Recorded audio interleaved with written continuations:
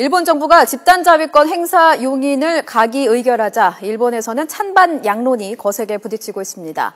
일본이 한반도 유사시 집단자위권을 행사할 수 있다는 우려도 나오고 있습니다. 도쿄 연결합니다. 최명신 특파원. 네, 도쿄입니다. 네, 일본 정부의 집단자위권 행사 용인 결정을 전 세계가 주목하고 있는데요. 일본에서는 찬반 양론이 거세게 갈리고 있다고요? 네, 그렇습니다. 제가 지금 오늘자 조간신문입니다. 아사히 신문인데요. 평화헌법 구조를 무너뜨리는 헌법 해석 개헌이라면서 집단적 자위권 가기 결정을 비판하는 기사를 싣고 있습니다. 네. 그러면서 아베 총리의 뜻으로 모든 게 결정되고 있어서 강요들조차 제동을 걸지 못하고 있다고 지적하고 있습니다. 일본 사회에서는 아직 전쟁에 대한 트라우마가 남아있는 만큼 집단적 자위권을 반대하는 목소리가 많습니다. 마이니치 신문과 니온 게이자이 신문의 여론조사 결과 일본 국민의 반수 이상이 집단자위권 행사를 위한 헌법 해석 변경에 반대하고 있는 것으로 조사됐습니다. 반면 그동안 집단자위권 행사의 필요성을 주장해온 보수성의 산케이 신문은 집단적 자위권 행사에 대한 찬성 비율이 60%가 넘는 것으로 조사됐다며 전혀 다른 여론조사 결과를 내놨습니다. 역시 같은 성향의 요미우리 신문도 자위대는 이제 시대에 맞는 법 정비가 필요하다면서 집단자위권을 옹호하고 나섰습니다. 하지만 집단자위권을 반대하는 목소리는 시간이 갈수록 커지고 있는 분위기입니다. 일본에서는 좀처럼 대규모 군중 집회가 열리지 않는데요.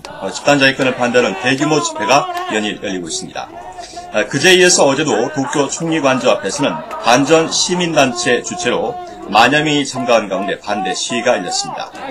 참석자들은 해석 개헌 결사 반대와 집단자위권은 필요 없다라는 구호를 외치면서 거세게 항의했습니다. 앞으로도 전국 단위의 집회도 예정돼 있어서 집단자위권을 둘러싼 상당한 진통이 불가피할 것으로 보입니다.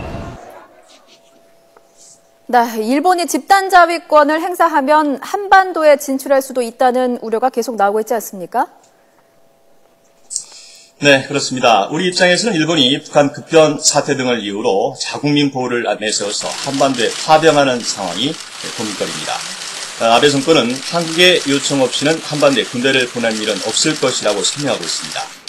하지만 일본이 한반도 내에서 집단적 자위권을 행사하려 할 때 이를 견제할 수단이 사실상 없는 게 현실입니다. 특히 밥 먹듯이 역사를 왜곡하고 국도 침탈 야욕을 보이고 있는 일본이 과연 급박한 상황에서 자신의 말대로 약속을 지킬지 의문이라는 지적이 많습니다. 우리 정부는 이에 대해서 상황을 예의주시하고 있다고 밝혔습니다. 집단자위권 행사의 구체적 내용을 정하는 법제화 과정을 지켜보면서 대응을 결정한다는 것입니다. 네, 정말 우려가 큽니다. 어제 베이징에서 열린 북일 협의도 궁금한데 특별하게 나온 이야기가 있습니까? 북일 양측은 어제 베이징 북한 대사관과 일본 대사관을 오가면서 오전과 오후 두 차례 협의를 했습니다. 북한은 일본 측에 납치 문제를 조사할 특별조사위원회 인적 구성 상황을 설명했습니다. 이하라 주니치 일본 외무성 아시아 대양조국장은 협의가 끝난 뒤에 북한 측이 조사위원회 조직과 구성, 책임자 등을 정중히 설명했다며 이 내용을 귀국 후에 아베 총리에게 보고할 것이라고 밝혔습니다. 납치 문제 조사를 시작하면 이행하기로 한 대북 적자 제재 일부 해제에 대해서는 북측 설명의 내용을 확인하고 단거리 탄도미사일 발사 문제 등을 감안해서 종합적으로 판단할 것이라고 말했습니다. 이에 따라 일본의 대북 제재 해제 여부는 이르면 오늘이나 내일쯤 결정될 것으로 보입니다. 일본 정부는 북한의 특별조사위가 모든 기관에 대한 조사 권한을 가진 김정은 위원장 직속 기관이어야 된다는 입장을 고수하고 있습니다. 지금까지 도쿄에서 전해드렸습니다.